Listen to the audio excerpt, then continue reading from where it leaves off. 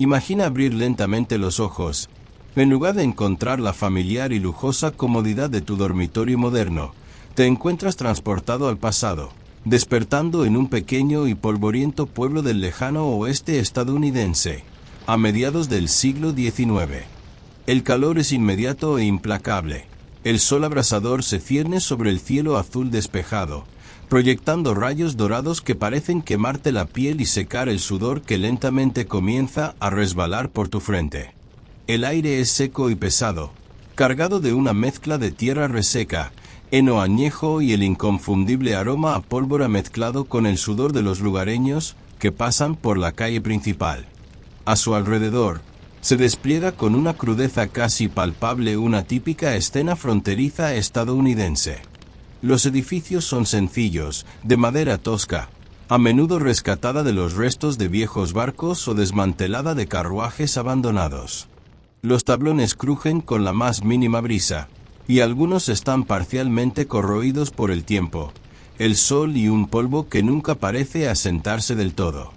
La calle principal es solo una larga franja de tierra compactada, llena de baches y llena de marcas dejadas por las ruedas de pesadas carretas, los cascos de caballos apresurados y las huellas de botas desgastadas, algunas aún frescas, otras casi borradas por el constante ir y venir de los habitantes.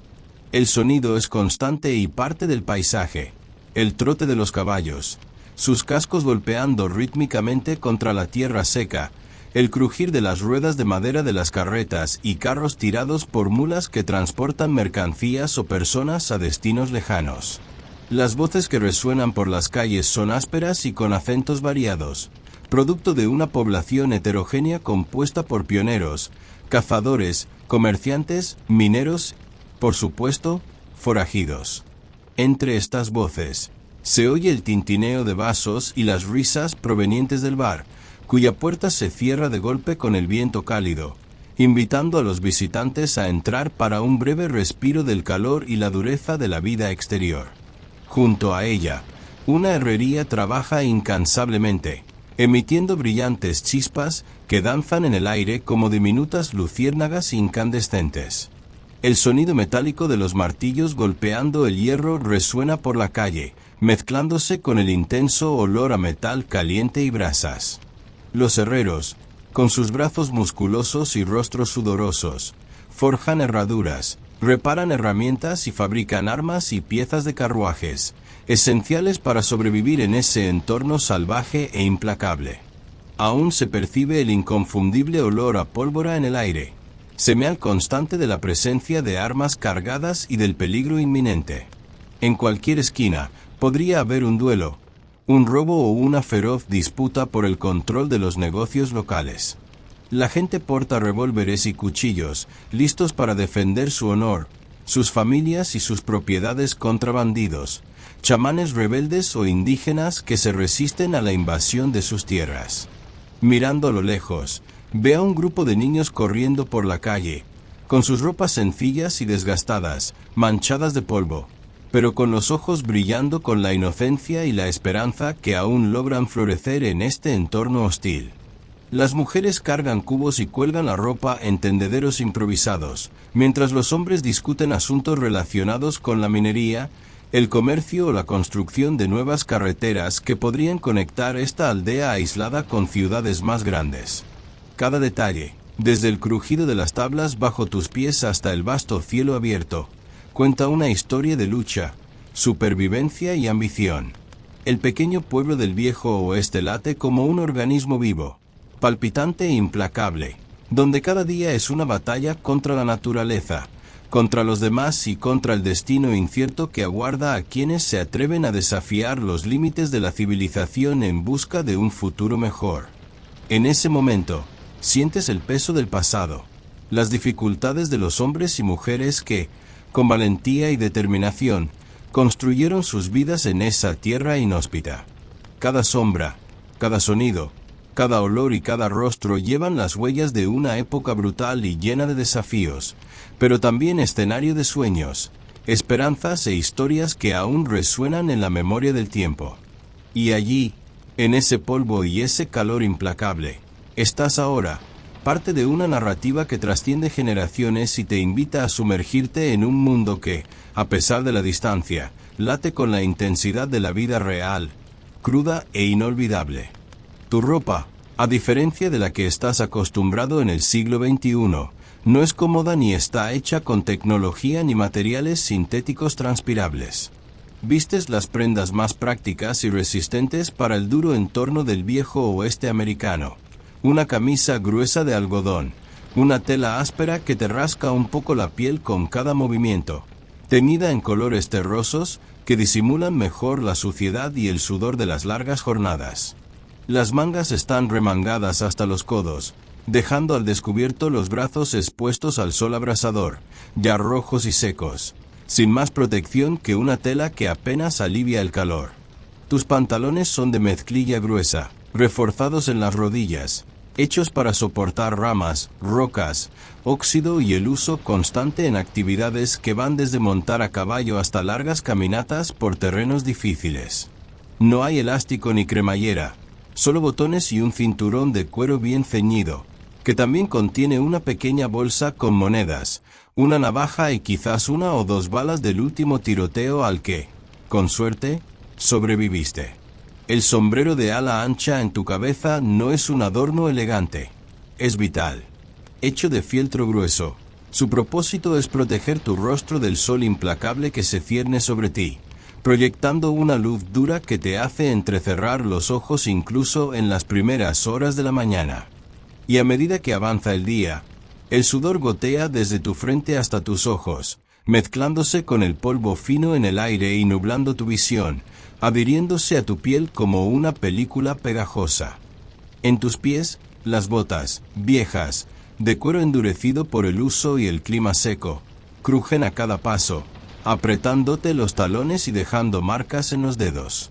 Las suelas están desgastadas, con clavos oxidados visibles, y con cada paso sobre la tierra compacta, la arena o las piedras sueltas cercanas, sientes la vibración del suelo reverberar en tus piernas, un recordatorio constante de que aquí no hay descanso fácil. Al pisar, una fina nube de polvo se eleva, entrando en tus pulmones y haciendo que el aire parezca aún más seco, difícil de respirar. Toses discretamente, como todos, ya acostumbrado al sabor metálico del desierto en la boca.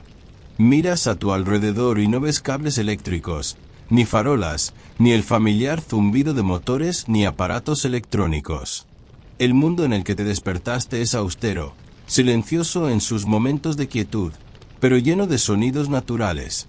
El crujido de las carretas, el galope de los caballos, el sonido de los martillos golpeando las herramientas, el susurro del viento entre los arbustos y el aullido lejano de un coyote que merodea el pueblo en la madrugada.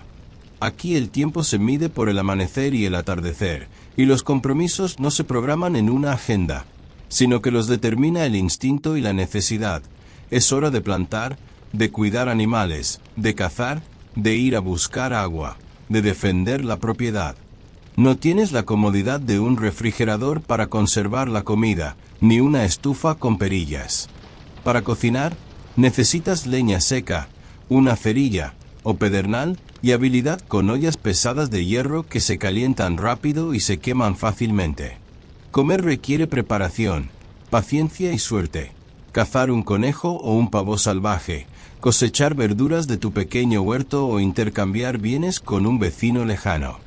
Si quieres carne, tendrás que sacrificar, limpiar y preparar el animal tú mismo. Si necesitas pan, tendrás que moler el trigo o intercambiarlo con el panadero del pueblo, si lo hay.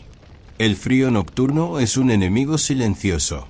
Durante el día, el sol castiga, pero al anochecer, la temperatura puede caer en picado, y sin aislamiento ni calefacción, dependes de mantas gruesas, una chimenea crepitante y tu propia resistencia para afrontar las horas de oscuridad.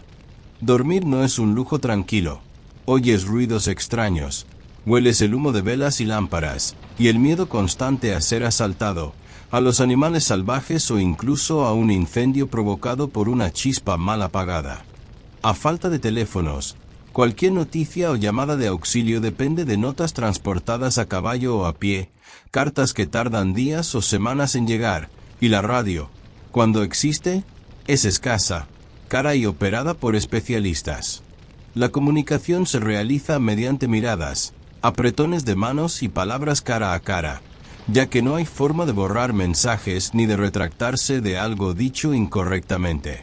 Así, cada aspecto de la vida en este lugar exige no solo esfuerzo físico, sino también adaptación mental y emocional. No existe una red de apoyo invisible. Lo que existe es tu valentía, tu ingenio y tu capacidad de improvisar con poco. Necesitas saber cómo criar ganado, manejar un arma, arreglar una rueda rota, coser tu propio abrigo roto o construir una cerca con herramientas rudimentarias. Cada gesto cuenta, cada decisión importa. Y entre el polvo, el sudor, el calor y la incertidumbre, eres tú, con tu camisa áspera, tu sombrero desgastado y tus botas sucias, quien tendrá que forjar el camino de una vida dura, pero llena de historias. Las personas que conoces en este entorno están moldeadas por el lugar donde viven. Son como piedras pulidas por el viento, el tiempo y las dificultades de la vida. Hay una honestidad cruda en sus ojos, un peso sobre sus hombros, como si cada una cargara con el polvo del desierto y las cicatrices de decisiones difíciles. No hay espacio para palabras con rodeos, evasivas ni gestos exagerados. Cada frase parece venir con la precisión de un martillazo, directa, contundente, innegociable.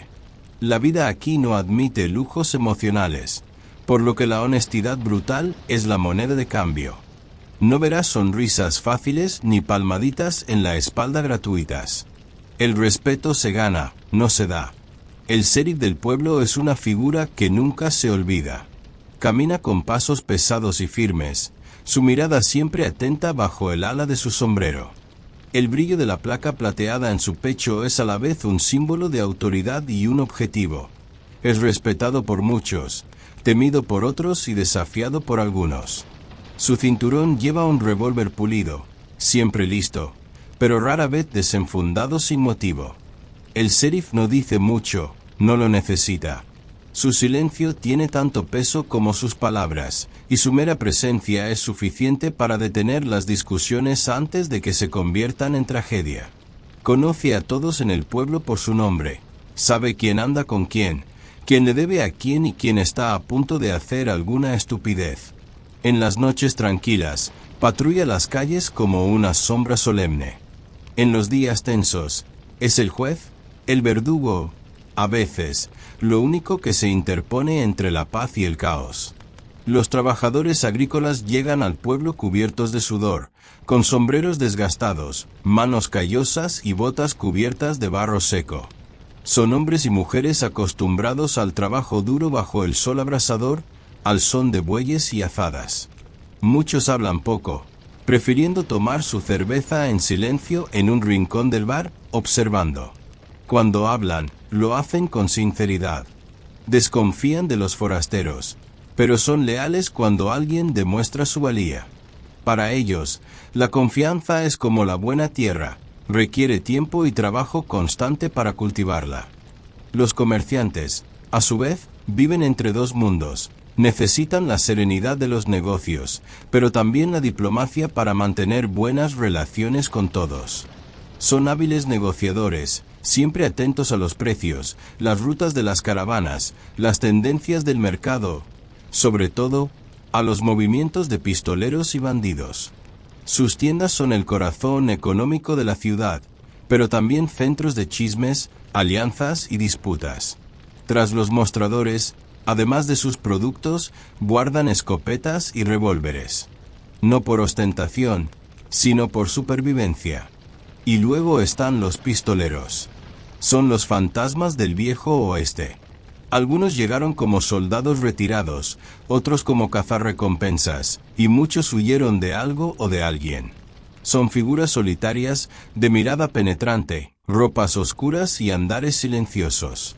Hablan en voz baja, siempre observando, midiendo los movimientos de los demás como si estuvieran en una partida de ajedrez permanente con la muerte. Llevan sus propios códigos de honor, a veces justos, a veces crueles. Una simple mirada de reojo puede interpretarse como un desafío, y un comentario fuera de lugar puede convertirse en un abrir y cerrar de ojos, en un duelo en plena calle, con la gente observando tras las ventanas cerradas, esperando el rugido de un disparo que inevitablemente llegará. En este ambiente tenso, cada interacción se mide con sumo cuidado. Las alianzas son frágiles y los rencores son profundos. Un mal préstamo, una traición a la confianza o incluso una simple partida de cartas que sale mal pueden desencadenar semanas de venganza silenciosa, que culminan en una violencia inesperada. No es raro oír gritos detrás del bar al final de la tarde, seguidos del ruido de sillas volcadas o vasos rotos. Poco después, el sheriff entra con calma, con la mano en la pistolera, listo para imponer el orden o dejar que el conflicto se resuelva según las normas locales, incluso si eso significa un ataúd extra para la siguiente tanda del carpintero. Esta sociedad no vive en paz, sino en equilibrio, un equilibrio precario, donde todos saben que cualquier gesto inapropiado podría desembocar en una pelea, un duelo o algo aún peor. Cada persona lleva su historia y sus pecados en la mirada, y nadie escapa ileso por mucho tiempo.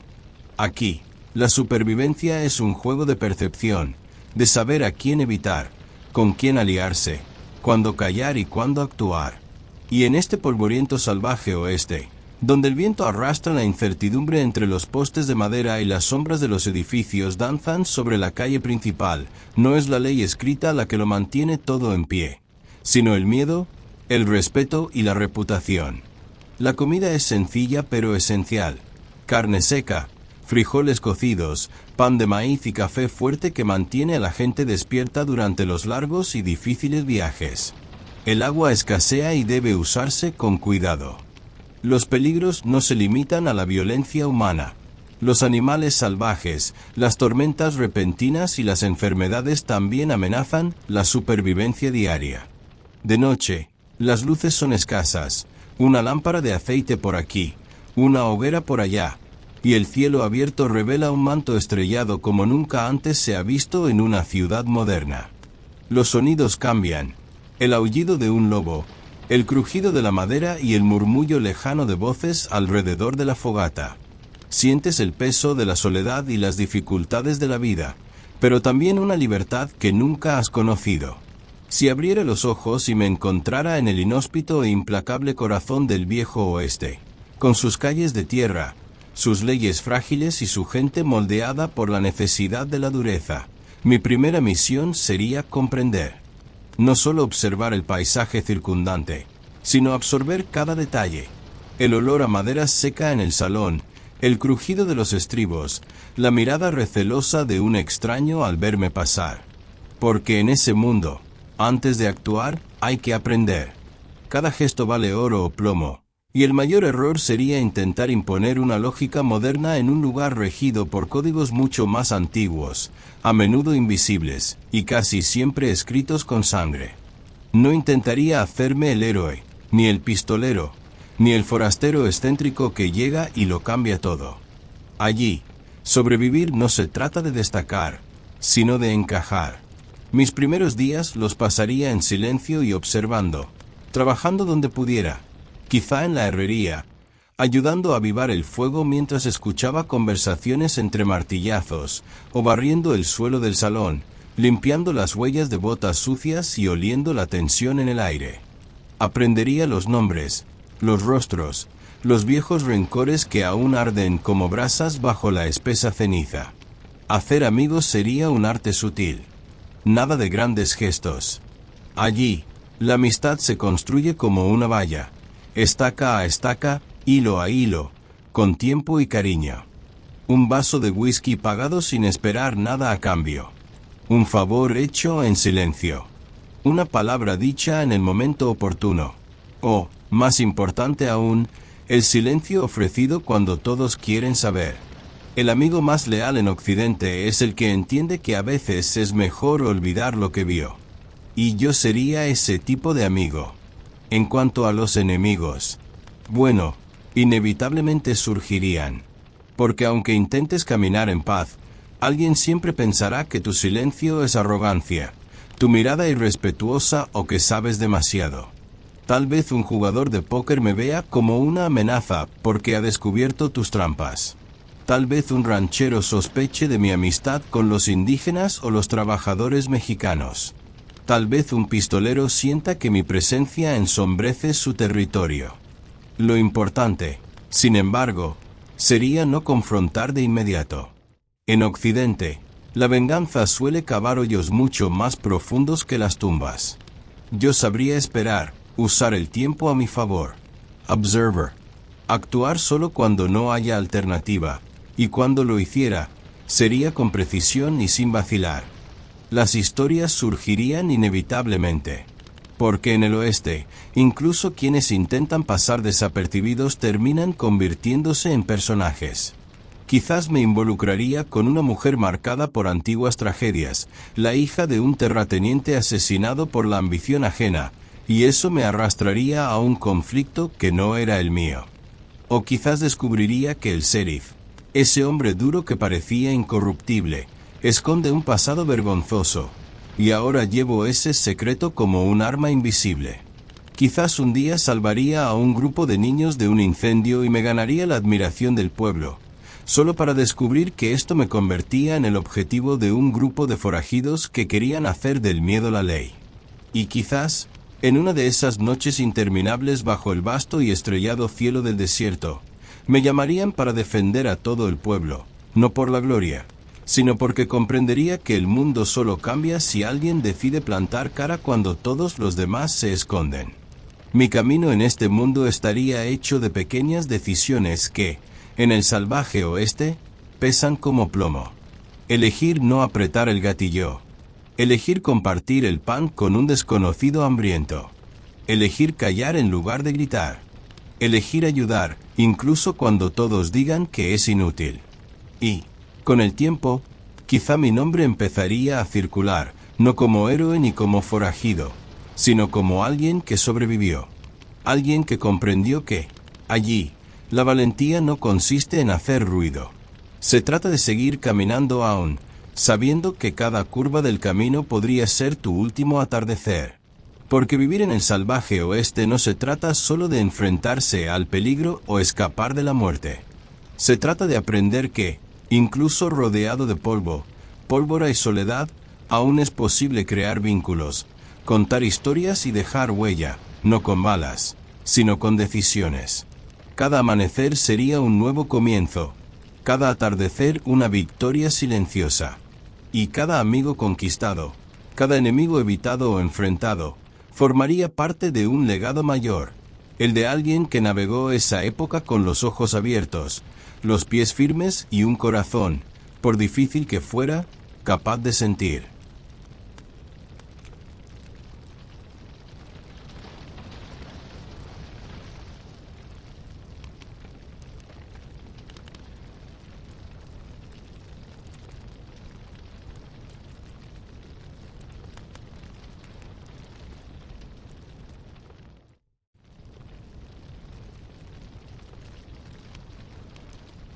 Antes de la electricidad y los sistemas de refrigeración modernos, fabricar hielo en el siglo XIX era una tarea que combinaba ingenio, trabajo intensivo y una profunda conexión con los ciclos de la naturaleza.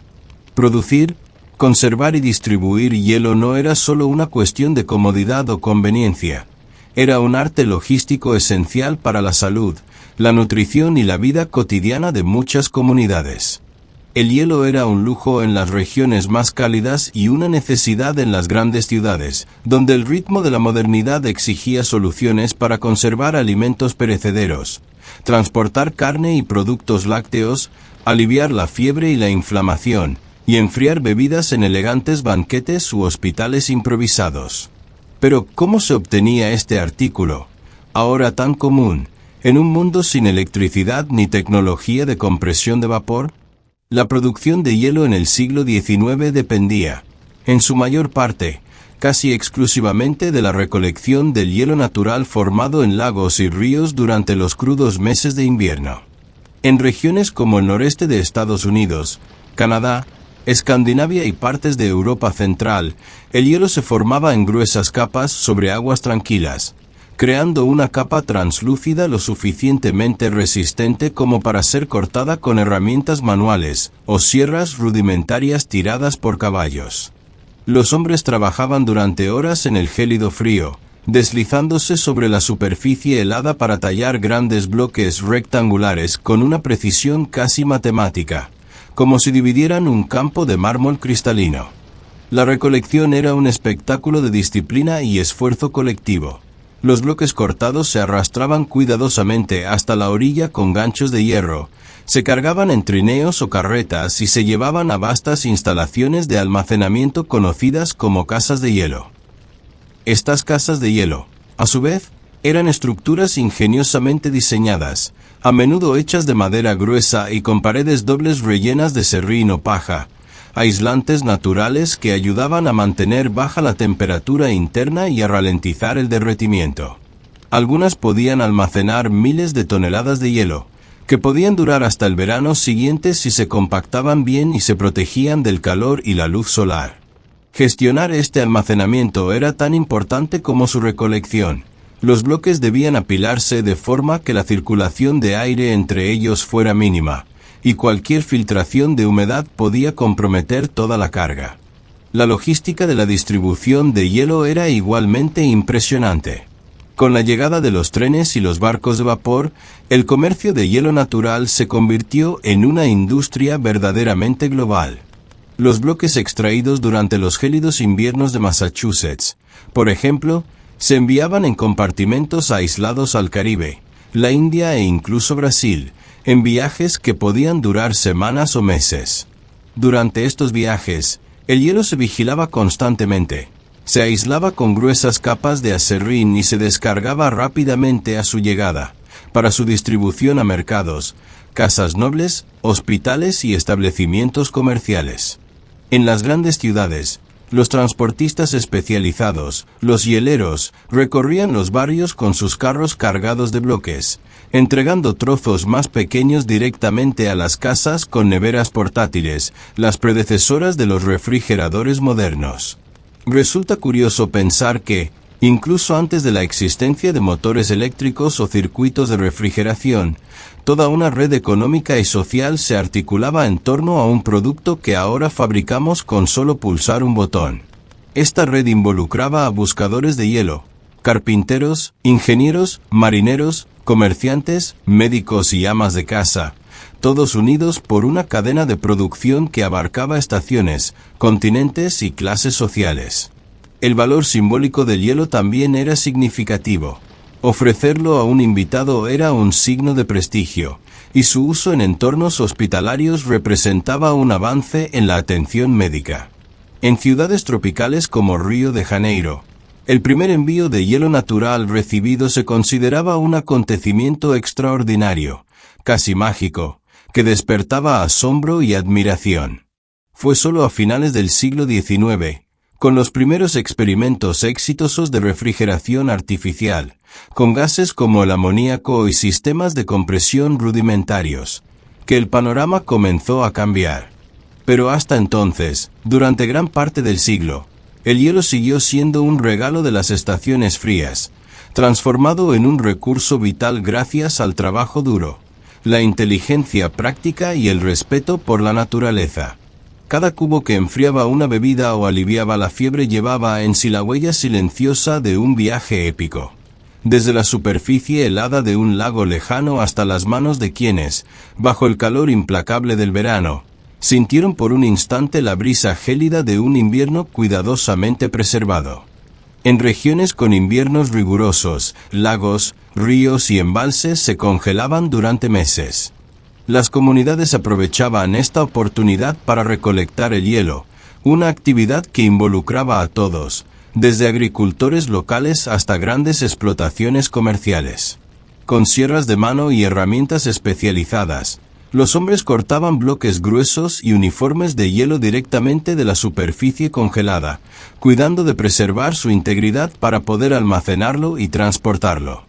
Tras la extracción, que normalmente se llevaba a cabo durante los meses más fríos del invierno, los bloques de hielo, cortados con precisión casi geométrica de las superficies congeladas de lagos y ríos, eran transportados cuidadosamente a depósitos conocidos como casas de hielo. Estos lugares, aunque de apariencia sencilla, eran verdaderos monumentos de la ingeniería empírica del siglo XIX, diseñados con un único propósito: preservar el hielo natural durante el mayor tiempo posible, a menudo durante la primavera y el verano, o incluso hasta el invierno siguiente, si la estructura y el mantenimiento eran ejemplares.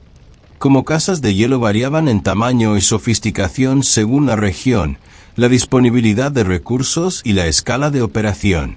En granjas o pueblos pequeños, podían ser robustos cobertizos de madera apilada, mientras que en grandes ciudades o centros de distribución internacionales, alcanzaban dimensiones impresionantes, construidos en piedra, con techos altos y robustos y cimientos profundos.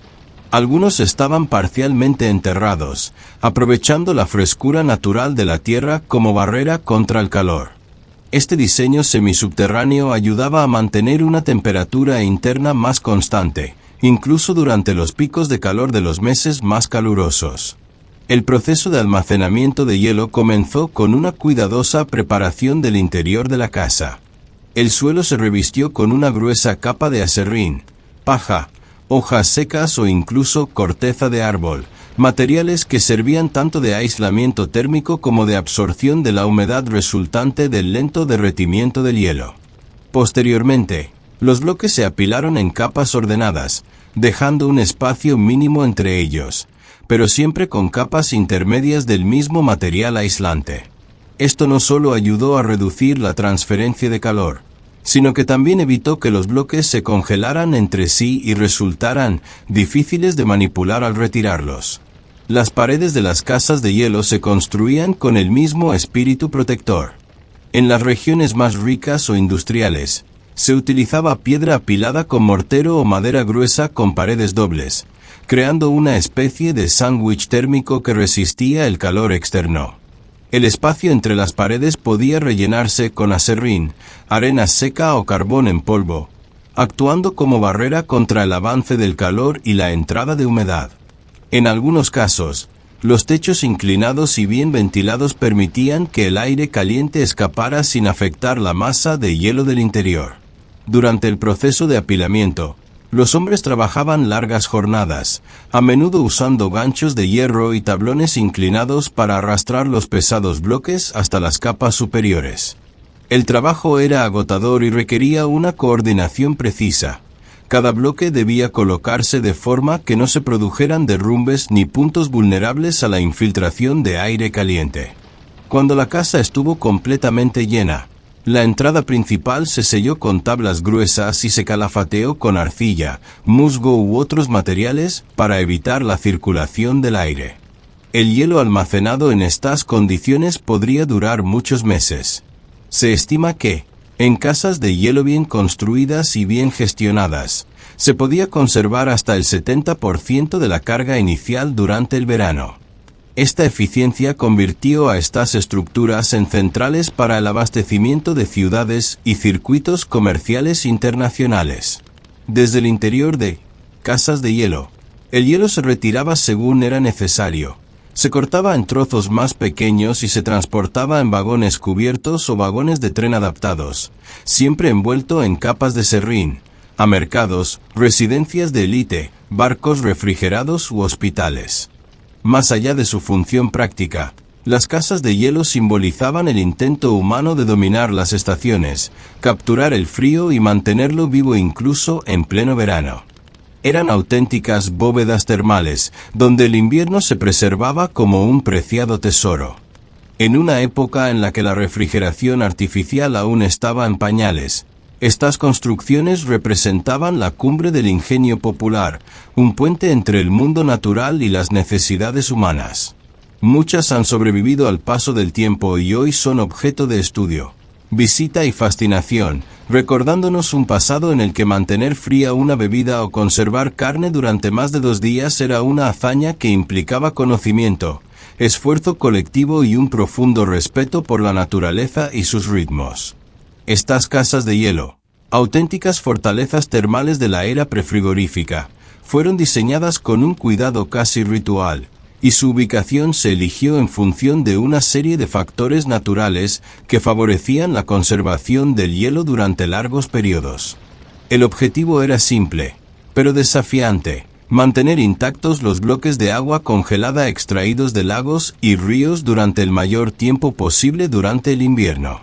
Para lograrlo, uno de los principios fundamentales fue aprovechar las ventajas que la propia naturaleza podía ofrecer en términos de aislamiento y refrigeración pasiva. La mayoría de estos edificios se construyeron en lugares frescos por naturaleza, a menudo a la sombra de bosques densos, en laderas de montañas o cerca de masas de agua, donde el microclima contribuía a reducir la temperatura ambiente. Los árboles de copas anchas no solo proporcionaban sombra durante el verano, sino que también ayudaban a bloquear la luz solar directa y a crear un colchón de aire fresco alrededor de la estructura. Esta protección natural se complementaba con una arquitectura ingeniosa.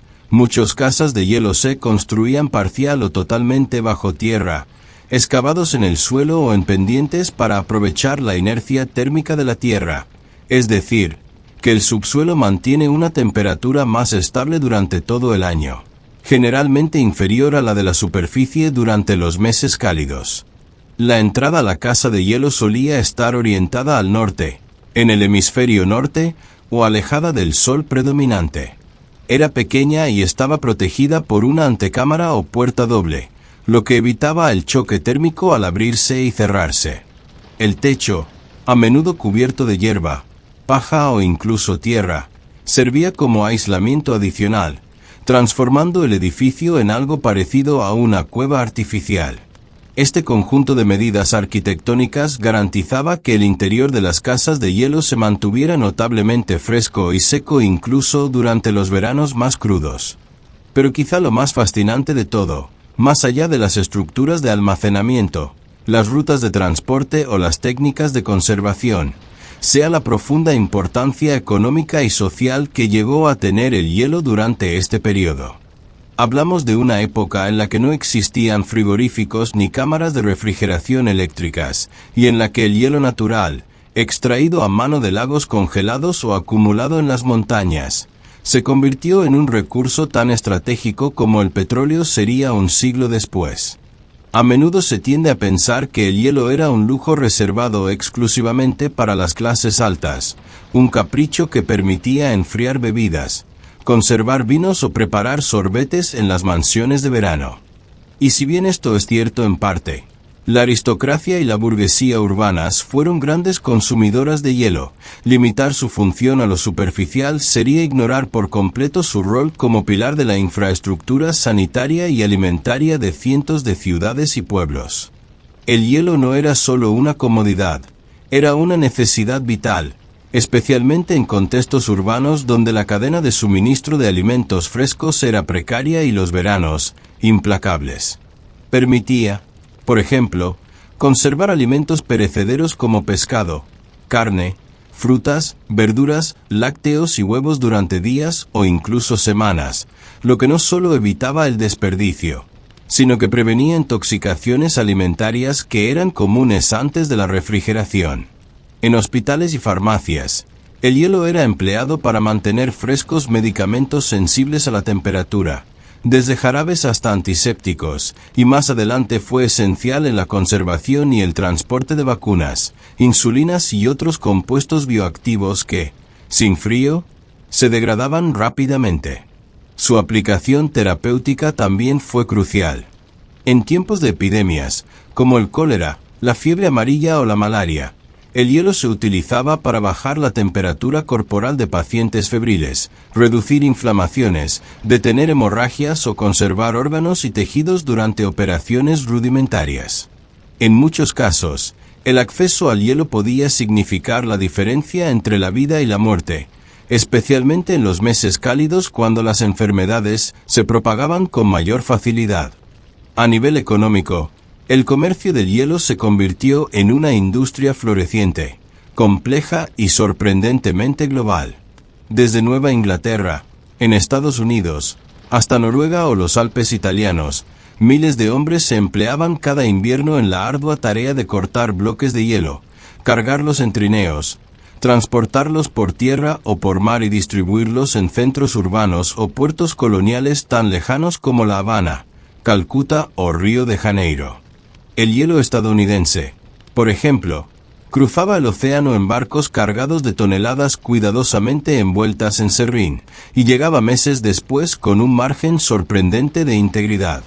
Este nivel de organización requería no solo músculo, sino también capital, conocimientos logísticos, tratados comerciales e infraestructura portuaria.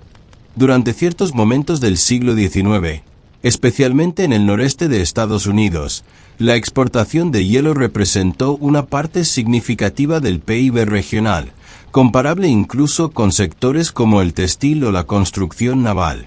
Grandes empresarios como Frederick Tudor, el ya mencionado rey del hielo, amasaron fortunas colosales exportando bloques de agua congelada a las Indias Orientales y al Caribe, demostrando que el frío, correctamente empaquetado y dirigido, podía convertirse en una de las mercancías más rentables del planeta.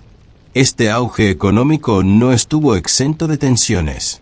A medida que la demanda aumentaba, surgieron conflictos por el acceso a lagos y ríos helados, rivalidades comerciales, disputas sobre licencias de extracción, en algunos casos, enfrentamientos armados entre compañías privadas que defendían con violencia sus derechos de explotación. Además, los trabajadores del hielo, muchos de ellos inmigrantes pobres, trabajaban en condiciones peligrosísimas, cortando bloques sobre superficies inestables, expuestos al frío extremo y sin garantías laborales. Más aún, el hielo moldeó costumbres sociales enteras. Aparecieron profesiones como el lechero con nevera portátil, el vendedor de hielo puerta a puerta, o el cocinero especializado en recetas frías, y se transformaron los hábitos alimenticios de las clases urbanas. Las cocinas se readaptaron, se diseñaron nuevos utensilios, se diversificó la dieta. De hecho, algunas corrientes médicas y dietéticas del siglo XIX comenzaron a recomendar el consumo de alimentos fríos como símbolo de modernidad, higiene y autocontrol. Por todo esto, decir que el hielo fue importante durante este periodo es, sin duda, una forma demasiado tímida de nombrar una realidad mucho más vasta y profunda. Es quedarse corto no solo en términos históricos, sino también en términos humanos. El hielo no fue simplemente útil, conveniente o valioso. Fue una auténtica fuerza transformadora, un agente silencioso de cambio que alteró estructuras sociales, modeló economías, inspiró innovaciones tecnológicas y modificó profundamente la forma en que los seres humanos habitaron el mundo durante más de un siglo. Fue, podríamos decir, una revolución invisible, precisamente porque operaba en lo cotidiano, en lo que rara vez se registra con mayúsculas en los libros de historia. No hubo discursos grandilocuentes ni banderas ondeando en su nombre. No se libraron guerras por el hielo como por el petróleo o el oro. Al menos no guerras declaradas, pero su impacto fue igualmente masivo. Penetró cada rincón de la vida diaria, desde el campo hasta las grandes metrópolis industriales, desde los hogares humildes hasta las mansiones de la aristocracia, desde los hospitales improvisados hasta los grandes centros médicos, desde los mercados callejeros hasta los salones de té. Un bien aparentemente efímero, condenado por su naturaleza a derretirse, a desaparecer con el sol, pero que, paradójicamente, sostuvo durante décadas los pilares más sólidos y fundamentales de la existencia humana: la alimentación segura, el comercio confiable, la salud pública, el conforto físico y la organización urbana.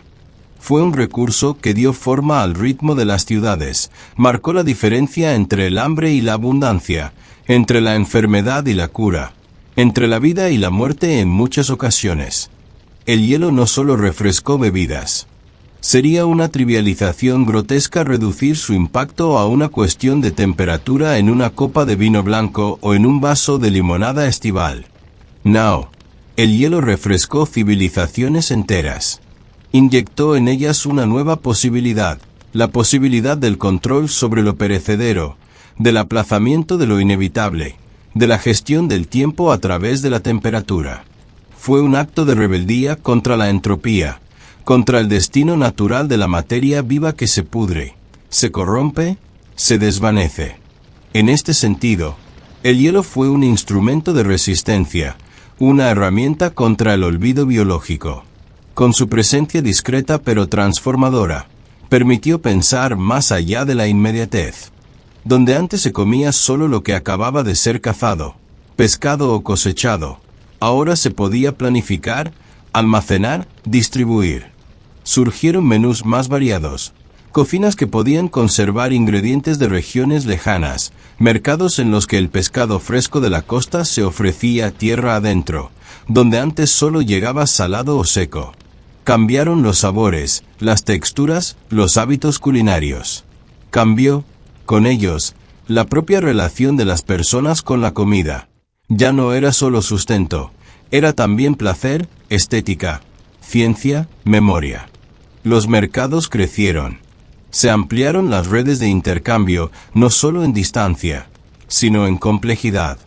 Para que el hielo llegara a las ciudades, se necesitaban rutas, puertos, almacenes, personal capacitado. Para que los alimentos pudieran conservarse, se diseñaron nuevas arquitecturas domésticas y comerciales, cámaras refrigeradas, neveras, depósitos. Para que la medicina avanzara, se incorporaron métodos de conservación en clínicas, hospitales, farmacias. Lo que parecía un simple bloque translúcido era, en realidad, el centro invisible de un sistema de relaciones técnicas, económicas y humanas que redefinió las posibilidades del mundo moderno. Por eso, reducir su papel a una simple anécdota tecnológica, como a menudo hacen los relatos que privilegian la electricidad, el vapor, el acero o la pólvora, sería no solo un error historiográfico, sino una verdadera injusticia histórica. El hielo no fue un capricho pasajero ni un detalle pintoresco del siglo XIX. Fue una infraestructura emocional, sanitaria, logística y cultural que ayudó a preparar el terreno para todo lo que hoy llamamos modernidad. El hielo fue, en verdad, un actor central en la transformación del mundo. No lo fue por su espectacularidad, ni por imponerse a través de revoluciones o conquistas, sino precisamente por su humildad persistente, por su presencia callada en los rincones más íntimos y estructurales de la vida cotidiana. Estaba en el fondo de las cocinas, en los compartimentos de los trenes de carga, en las bodegas de los barcos transatlánticos, en los sótanos de los hospitales, en las cajas de madera de los vendedores ambulantes, en las balanzas de los carniceros, en los baldes de los enfermeros. En todas partes, y sin embargo, pocas veces visto. Fue el fundamento invisible de una modernidad que se pretende sólida, constante y duradera. Y aunque hoy vivamos en un mundo rodeado de tecnología, donde la electricidad fluye con una constancia casi mágica, donde los refrigeradores digitales zumban discretamente en millones de hogares y las cámaras de frío industrial mantienen toneladas de alimentos en perfecta conservación sin que nadie lo note, el legado del hielo aún respira entre nosotros. No lo vemos, no lo nombramos, no lo recordamos, pero está ahí, latente, silencioso, profundamente incrustado en la infraestructura de la vida contemporánea. Ese legado sobrevive oculto bajo capas de comodidad moderna, enterrado bajo la ilusión de que todo ha sido siempre así, fresco, inmediato, higiénico, abundante. Pero cada vez que empujamos un carrito por los pasillos de un supermercado y elegimos una bandeja de carne perfectamente refrigerada, cada vez que un hospital administra una dosis de insulina, o que un niño en la otra punta del planeta recibe una vacuna transportada a miles de kilómetros en un contenedor térmico, cada vez que alguien sorbe un helado en la sombra de una terraza veraniega, despreocupado, en todas esas escenas comunes y corrientes se esconde, como una huella fósil, la memoria del hielo. Porque lo que hoy damos por sentado fue, durante siglos, fruto de ingenio, esfuerzo humano y lucha contra los elementos. Sin el desarrollo de las antiguas cadenas de frío naturales, sin la experiencia acumulada en neveras, pozos de nieve y casas de hielo, Sin los mapas trazados por los comerciantes del siglo XIX que cruzaban océanos con cargamentos frágiles envueltos en serrín, no existiría la logística del frío que ahora sostiene el mundo globalizado. El hielo allanó el camino para la civilización térmica moderna, y lo hizo gota a gota, derritiéndose al servicio de algo mayor que él mismo. El hielo fue más que una herramienta. Fue un símbolo. Simbolizó el dominio del ser humano sobre el tiempo y la putrefacción, sobre la entropía, sobre la caducidad natural de todas las cosas vivas. Conservar fue resistir al olvido, al deterioro, a la muerte. Y en ese acto primitivo y a la vez profundamente moderno de preservar lo que el calor destruye, se forjó también una nueva ética del cuidado, del acceso, de la salud, de la continuidad. Así, el mundo tal como hoy lo conocemos no se forjó solamente con fuego y acero, como insisten los relatos tradicionales que celebran la conquista, la expansión, la guerra, la industria. No, también se construyó, y no en menor medida, con agua congelada, con la paciencia de quienes recogieron nieve a mano, con la determinación de quienes diseñaron cámaras subterráneas que respiraban frescor, con la fe de quienes enviaron bloques de hielo a través de los mares confiando en que llegarían intactos, con la visión de quienes soñaron con un mundo donde el frío fuera tan accesible como el aire.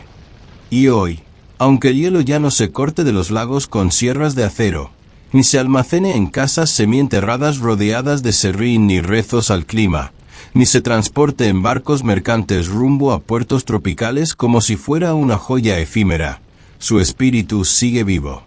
No en los métodos, que han cambiado radicalmente, sino en la esencia de lo que representa, la lucha del ser humano por vencer la caducidad, por conservar lo que ama, por proteger lo que da vida.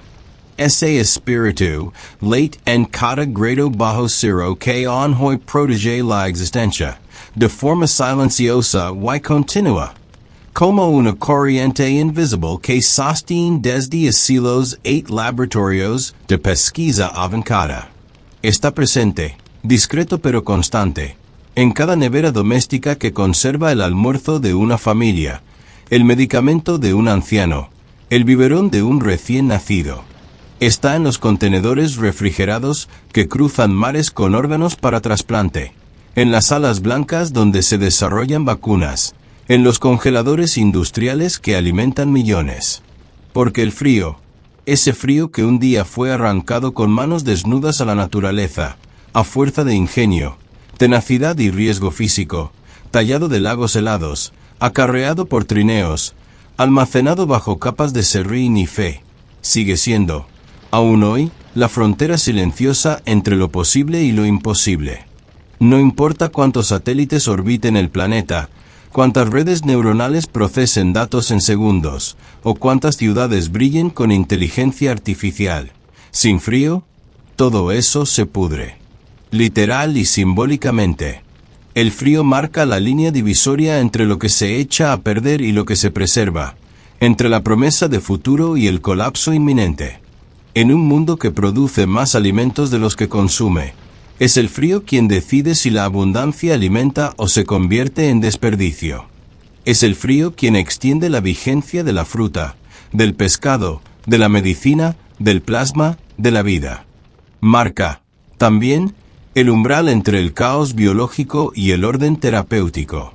Allí donde el cuerpo humano enferma, supura, arde, se inflama, el frío desciende como una tregua. Un compressor que gotea suavemente en una cámara frigorífica. Una bolsa de hielo aplicada sobre una fibra descontrolada. Un contenedor térmico que cruza fronteras como una vecina, que va a impedir o colapso. Sa pequeños atos de contenqueo contra o descontrol de carne. O frio não cura, mas cria o tempo necessário para que a cura atue. Ele retarda a degradação, impede a fermentación do caos.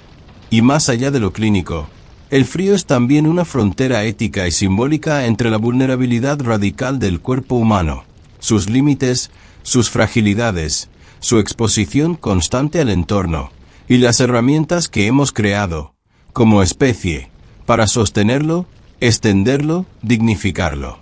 Porque preservar no es solo un acto técnico, es un acto moral. Cada órgano mantenido viable a baja temperatura, cada vacuna que no pierde su eficacia en el trayecto, cada litro de leche que no fermenta antes de llegar al niño que la necesita, es una afirmación de cuidado, un gesto civilizatorio contra la entropía. Así como el fuego fue la primera gran victoria sobre la oscuridad y el frío mismo, el dominio del frío fue la victoria posterior sobre la corrupción interna de la materia viva. Si el fuego nos permitió conquistar el entorno, el frío nos permitió conquistar el tiempo, estirar su curso, administrarlo, suavizar su paso devastador sobre todo lo que vive. En cada rincón del planeta donde el frío aún es necesario, desde los trópicos abrasadores hasta las unidades neonatales de alta complejidad, el legado del hielo sigue operando. No como reliquia, sino como fuerza activa, como símbolo de la memoria técnica, de la sabiduría acumulada, de la capacidad humana de convertir una sustancia efímera en una estructura permanente, vital, cotidiana. El hielo ya no es visible como antes. Ya no cruje bajo el peso de los trineos en caminos nevados, ni se escucha el golpe seco de los picos de hierro arrancando bloques de lagos congelados. Ya no lo vemos brillar, compacto y resplandeciente, apilado en los mercados al amanecer, mientras los vendedores riegan el serrín para evitar que se derrita. Ha dejado de ser espectáculo, rareza, mercancía visible. Y sin embargo, no ha desaparecido. Solo ha cambiado de forma, de contexto, de presencia. Hoy, su legado permanece cristalizado, literal y metafóricamente, en la cultura térmica del mundo moderno, en todo ese sistema invisible que regula la temperatura de nuestras vidas sin que lo percibamos. El hielo se ha fundido en la tecnología, se ha disuelto en el confort, se ha hecho estructura. Ya no se ve, pero se oye, persistente como el vapor que escapa al abrir una puerta de congelador, efímero pero siempre presente, como un suspiro mecánico de la civilización. Sutil como el zumbido eléctrico que mantiene fría una insulina, una muestra de sangre, un corazón listo para ser trasplantado. Em cada de esos gestos mínimos, ruídos quase imperceptíveis, está o eco daquele antigo gelo cortado à mão, não com nostalgia, mas con continuidad. El hielo se ha vuelto invisible, pero determinante, como tantas otras invenciones humanas que, tras cambiar radicalmente la historia, aprenden a volverse parte del paisaje. Como las tuberías que llevan agua limpia, como los cables que conducen datos, como las bisagras que sostienen puertas. Su genialidad no está en ser notado, sino en haber sido plenamente integrado al curso de la vida. Su triunfo fue, en última instancia, desaparecer. Ser tan eficaz que se volvió ambiente. Ser tan esencial que se volvió fondo. Y quizás sea eso lo que define a las verdaderas revoluciones silenciosas, no el estruendo de su llegada, sino la profundidad con la que se instalan sin hacer alarde. El hielo ya no es protagonista, pero sin él, muchas de nuestras escenas cotidianas no serían posibles. Su fantasma funcional sigue recorriendo hospitales, supermercados, laboratorios, aeropuertos, hogares. Imagina abrir lentamente los ojos. En lugar de encontrar la familiar y lujosa comodidad de tu dormitorio moderno, te encuentras transportado al pasado, despertando en un pequeño y polvoriento pueblo del lejano oeste estadounidense, a mediados del siglo XIX. El calor es inmediato e implacable. El sol abrasador se cierne sobre el cielo azul despejado, proyectando rayos dorados que parecen quemarte la piel y secar el sudor que lentamente comienza a resbalar por tu frente. El aire es seco y pesado, cargado de una mezcla de tierra reseca, heno añejo y el inconfundible aroma a pólvora mezclado con el sudor de los lugareños que pasan por la calle principal. A su alrededor, se despliega con una crudeza casi palpable una típica escena fronteriza estadounidense. Los edificios son sencillos, de madera tosca, a menudo rescatada de los restos de viejos barcos o desmantelada de carruajes abandonados. Los tablones crujen con la más mínima brisa, y algunos están parcialmente corroídos por el tiempo, el sol y un polvo que nunca parece asentarse del todo. La calle principal es solo una larga franja de tierra compactada, llena de baches y llena de marcas dejadas por las ruedas de pesadas carretas, los cascos de caballos apresurados y las huellas de botas desgastadas, algunas aún frescas, otras casi borradas por el constante ir y venir de los habitantes. El sonido es constante y parte del paisaje, el trote de los caballos, sus cascos golpeando rítmicamente contra la tierra seca, el crujir de las ruedas de madera de las carretas y carros tirados por mulas que transportan mercancías o personas a destinos lejanos. Las voces que resuenan por las calles son ásperas y con acentos variados, producto de una población heterogénea compuesta por pioneros, cazadores, comerciantes, mineros, por supuesto, forajidos. Entre estas voces, se oye el tintineo de vasos y las risas provenientes del bar, cuya puerta se cierra de golpe con el viento cálido, invitando a los visitantes a entrar para un breve respiro del calor y la dureza de la vida exterior. Junto a ella, una herrería trabaja incansablemente, emitiendo brillantes chispas que danzan en el aire como diminutas luciérnagas incandescentes. El sonido metálico de los martillos golpeando el hierro resuena por la calle, mezclándose con el intenso olor a metal caliente y brasas. Los herreros, con sus brazos musculosos y rostros sudorosos, forjan herraduras, reparan herramientas y fabrican armas y piezas de carruajes, esenciales para sobrevivir en ese entorno salvaje e implacable. Aún se percibe el inconfundible olor a pólvora en el aire, señal constante de la presencia de armas cargadas y del peligro inminente. En cualquier esquina podría haber un duelo, un robo o una feroz disputa por el control de los negocios locales.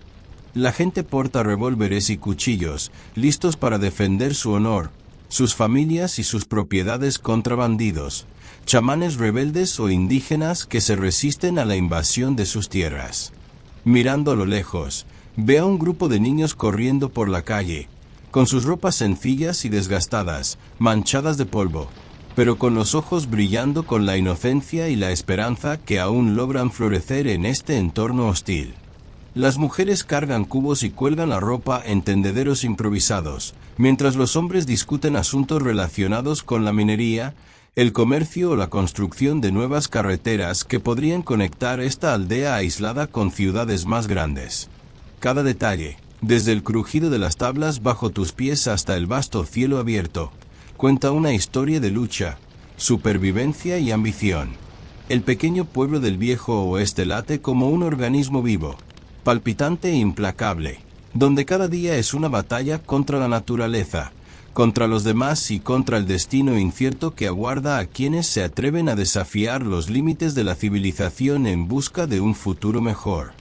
En ese momento, sientes el peso del pasado, las dificultades de los hombres y mujeres que, con valentía y determinación, construyeron sus vidas en esa tierra inhóspita.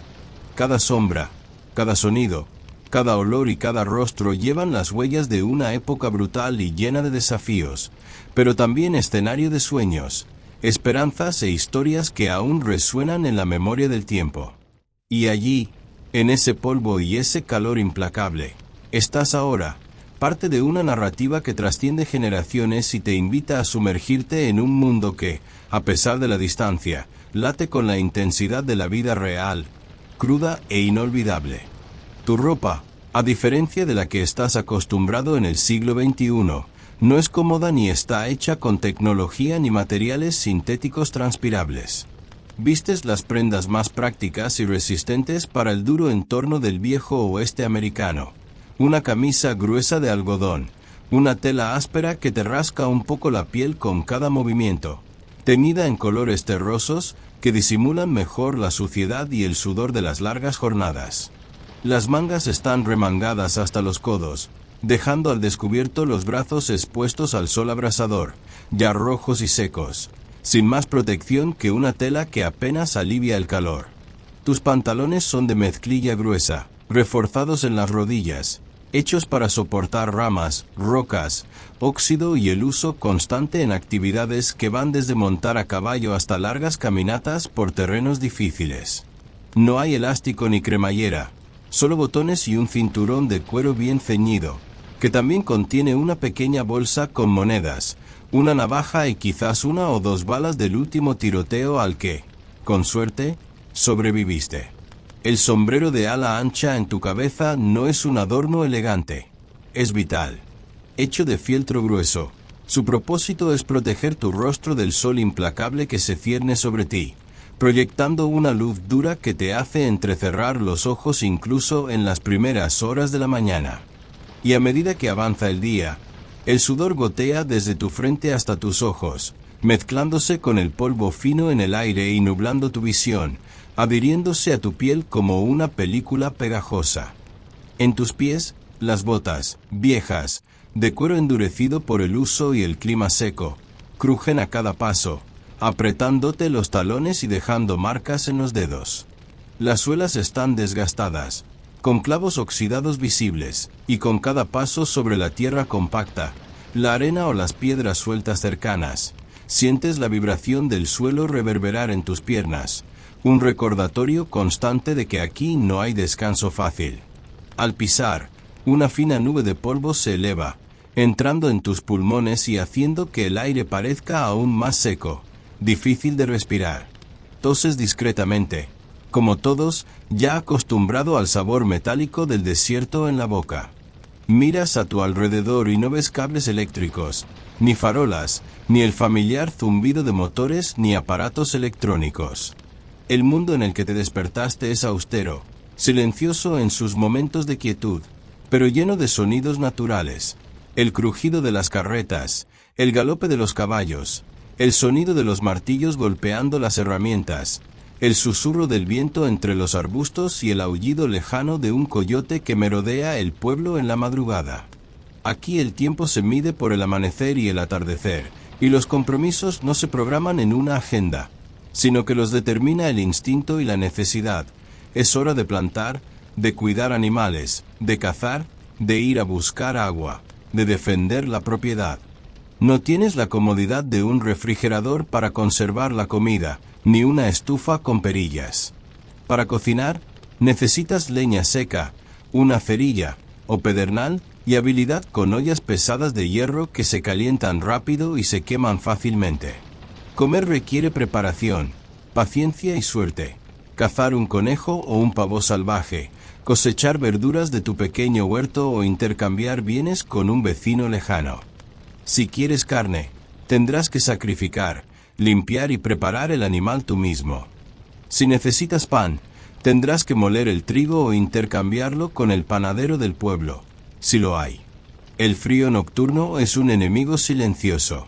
Durante el día, el sol castiga, pero al anochecer, la temperatura puede caer en picado, y sin aislamiento ni calefacción, dependes de mantas gruesas, una chimenea crepitante y tu propia resistencia para afrontar las horas de oscuridad. Dormir no es un lujo tranquilo. Oyes ruidos extraños, hueles el humo de velas y lámparas, y el miedo constante a ser asaltado, a los animales salvajes o incluso a un incendio provocado por una chispa mal apagada. A falta de teléfonos, cualquier noticia o llamada de auxilio depende de notas transportadas a caballo o a pie, cartas que tardan días o semanas en llegar, y la radio, cuando existe, es escasa, cara y operada por especialistas. La comunicación se realiza mediante miradas, apretones de manos y palabras cara a cara, ya que no hay forma de borrar mensajes ni de retractarse de algo dicho incorrectamente.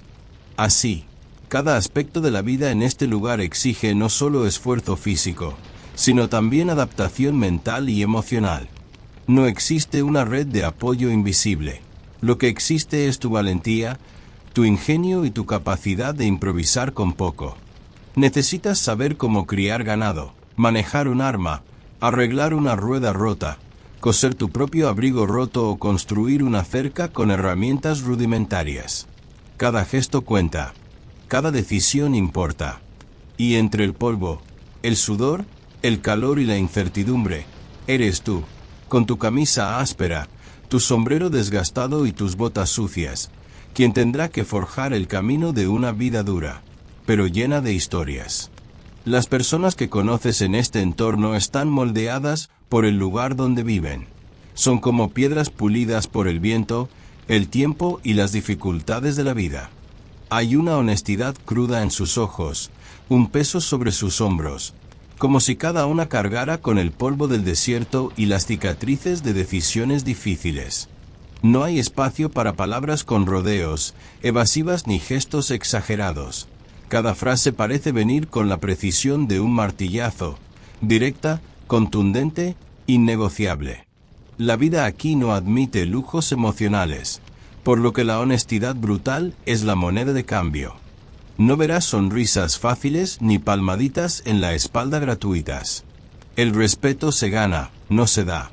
El sheriff del pueblo es una figura que nunca se olvida. Camina con pasos pesados y firmes, su mirada siempre atenta bajo el ala de su sombrero. El brillo de la placa plateada en su pecho es a la vez un símbolo de autoridad y un objetivo. Es respetado por muchos, temido por otros y desafiado por algunos. Su cinturón lleva un revólver pulido, siempre listo, pero rara vez desenfundado sin motivo. El sheriff no dice mucho, no lo necesita. Su silencio tiene tanto peso como sus palabras, y su mera presencia es suficiente para detener las discusiones antes de que se conviertan en tragedia. Conoce a todos en el pueblo por su nombre, sabe quién anda con quién le debe a quién y quién está a punto de hacer alguna estupidez. En las noches tranquilas, patrulla las calles como una sombra solemne. En los días tensos, es el juez, el verdugo, a veces, lo único que se interpone entre la paz y el caos. Los trabajadores agrícolas llegan al pueblo cubiertos de sudor, con sombreros desgastados, manos callosas y botas cubiertas de barro seco. Son hombres y mujeres acostumbrados al trabajo duro bajo el sol abrasador, al son de bueyes y azadas. Muchos hablan poco, prefiriendo tomar su cerveza en silencio en un rincón del bar, observando. Cuando hablan, lo hacen con sinceridad. Desconfían de los forasteros, pero son leales cuando alguien demuestra su valía.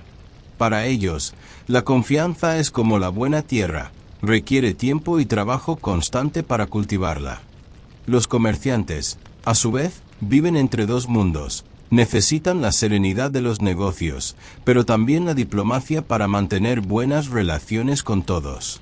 Son hábiles negociadores, siempre atentos a los precios, las rutas de las caravanas, las tendencias del mercado, sobre todo, a los movimientos de pistoleros y bandidos. Sus tiendas son el corazón económico de la ciudad, pero también centros de chismes, alianzas y disputas. Tras los mostradores, además de sus productos, guardan escopetas y revólveres. No por ostentación, sino por supervivencia. Y luego están los pistoleros. Son los fantasmas del viejo oeste.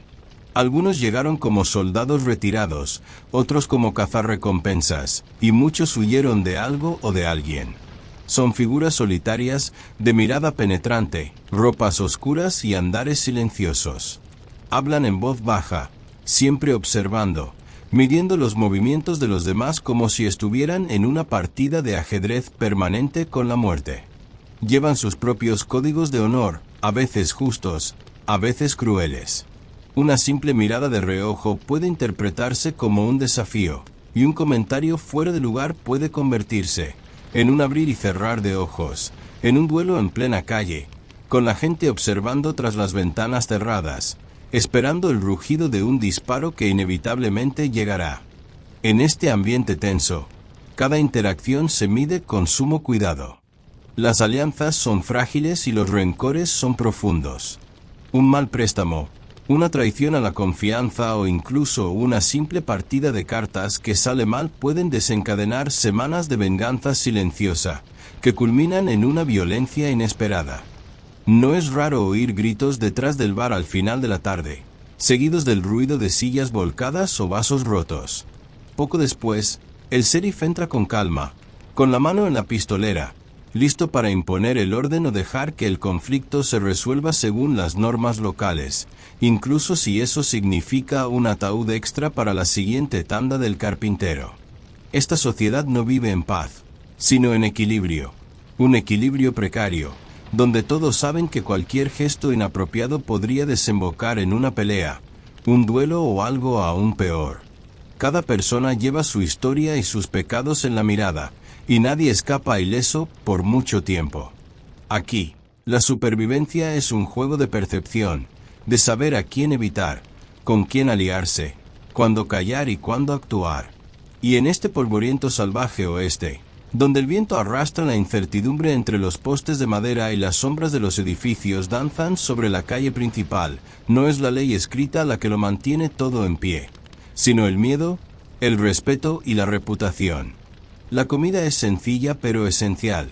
Carne seca, frijoles cocidos, pan de maíz y café fuerte que mantiene a la gente despierta durante los largos y difíciles viajes. El agua escasea y debe usarse con cuidado. Los peligros no se limitan a la violencia humana.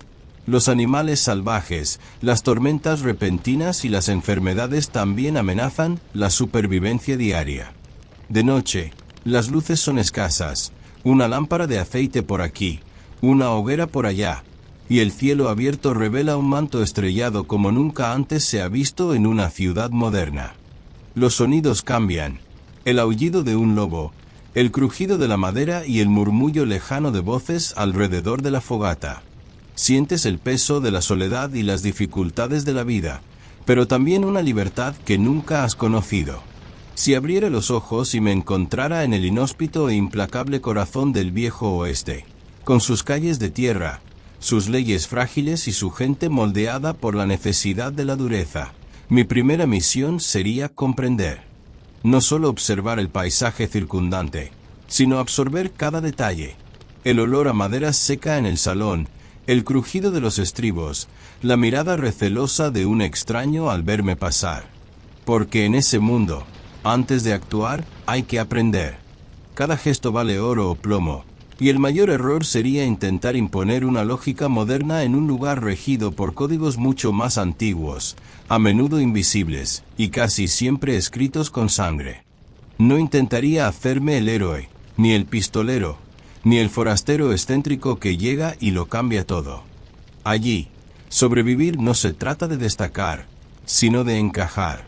Mis primeros días los pasaría en silencio y observando, trabajando donde pudiera, quizá en la herrería, ayudando a avivar el fuego mientras escuchaba conversaciones entre martillazos, o barriendo el suelo del salón, limpiando las huellas de botas sucias y oliendo la tensión en el aire.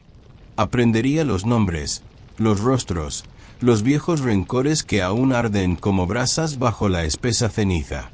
Hacer amigos sería un arte sutil. Nada de grandes gestos.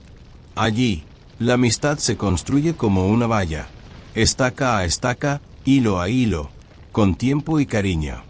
Un vaso de whisky pagado sin esperar nada a cambio. Un favor hecho en silencio. Una palabra dicha en el momento oportuno. O, más importante aún, el silencio ofrecido cuando todos quieren saber. El amigo más leal en Occidente es el que entiende que a veces es mejor olvidar lo que vio. Y yo sería ese tipo de amigo. En cuanto a los enemigos, bueno, inevitablemente surgirían. Porque aunque intentes caminar en paz, alguien siempre pensará que tu silencio es arrogancia, tu mirada irrespetuosa o que sabes demasiado. Tal vez un jugador de póker me vea como una amenaza porque ha descubierto tus trampas. Tal vez un ranchero sospeche de mi amistad con los indígenas o los trabajadores mexicanos. Tal vez un pistolero sienta que mi presencia ensombrece su territorio. Lo importante, sin embargo, sería no confrontar de inmediato. En Occidente, la venganza suele cavar hoyos mucho más profundos que las tumbas. Yo sabría esperar, usar el tiempo a mi favor. Observer. Actuar solo cuando no haya alternativa, y cuando lo hiciera, sería con precisión y sin vacilar. Las historias surgirían inevitablemente. Porque en el oeste, incluso quienes intentan pasar desapercibidos terminan convirtiéndose en personajes. Quizás me involucraría con una mujer marcada por antiguas tragedias, la hija de un terrateniente asesinado por la ambición ajena, y eso me arrastraría a un conflicto que no era el mío. O quizás descubriría que el sheriff, ese hombre duro que parecía incorruptible, esconde un pasado vergonzoso, y ahora llevo ese secreto como un arma invisible.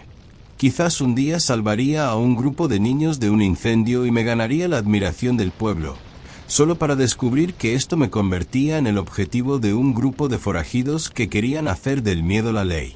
Y quizás, en una de esas noches interminables bajo el vasto y estrellado cielo del desierto, me llamarían para defender a todo el pueblo, no por la gloria, sino porque comprendería que el mundo solo cambia si alguien decide plantar cara cuando todos los demás se esconden. Mi camino en este mundo estaría hecho de pequeñas decisiones que, en el salvaje oeste, pesan como plomo. Elegir no apretar el gatillo. Elegir compartir el pan con un desconocido hambriento. Elegir callar en lugar de gritar. Elegir ayudar, incluso cuando todos digan que es inútil. Y, con el tiempo, quizá mi nombre empezaría a circular, no como héroe ni como forajido, sino como alguien que sobrevivió. Alguien que comprendió que, allí, la valentía no consiste en hacer ruido. Se trata de seguir caminando aún, sabiendo que cada curva del camino podría ser tu último atardecer. Porque vivir en el salvaje oeste no se trata solo de enfrentarse al peligro o escapar de la muerte. Se trata de aprender que, incluso rodeado de polvo, pólvora y soledad, aún es posible crear vínculos, contar historias y dejar huella, no con balas, sino con decisiones. Cada amanecer sería un nuevo comienzo, cada atardecer una victoria silenciosa. Y cada amigo conquistado, cada enemigo evitado o enfrentado, formaría parte de un legado mayor, el de alguien que navegó esa época con los ojos abiertos, los pies firmes y un corazón, por difícil que fuera, capaz de sentir.